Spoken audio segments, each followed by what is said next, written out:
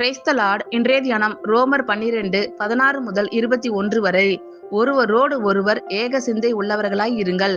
மேட்டிமையானவைகளை சிந்தியாமல் தாழ்மையானவர்களுக்கு இணங்குங்கள். உங்களையே புத்திமான்கள் என்று எண்ணாதிருங்கள்.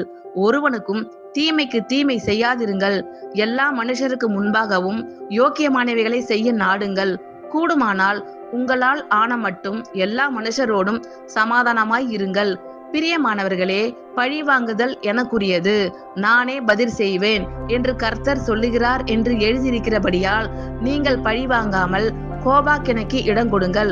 அன்றியும் உன் சத்துரு பசியாய் இருந்தால் அவனுக்கு போஜனம் கொடு, அவன் தாகமாய் இருந்தால் அவனுக்கு பானம் கொடு.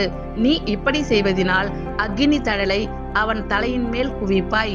நீ தீமையினாலே வெல்லப்படாமல் தீமையை நன்மையினாலே வெல்லு. ஒருவரோடு ஒருவர் ஏக சிந்தை உள்ளவர்களாய் இருங்கள். மேட்டிமையானவைகளை சிந்தியாமல் தாழ்மையானவர்களுக்கு இணங்குங்கள். உங்களையே புத்திமான்கள் என்று எண்ணாதிருங்கள். ஒருவனுக்கும் தீமைக்கு தீமை செய்யாதிருங்கள். எல்லா மனுஷருக்கு முன்பாகவும் யோக்கியமானவைகளை செய்ய நாடுங்கள். கூடுமானால் உங்களால் ஆன மட்டும் எல்லா மனுஷரோடும் சமாதானமாய் இருங்கள். பிரியமானவர்களே, பழிவாங்குதல் எனக்குரியது, நானே பதில் செய்வேன் என்று கர்த்தர் சொல்லுகிறார் என்று எழுதியிருக்கிறபடியால் நீங்கள் பழிவாங்காமல் கோபாக்கினைக்கு இடம் கொடுங்கள்.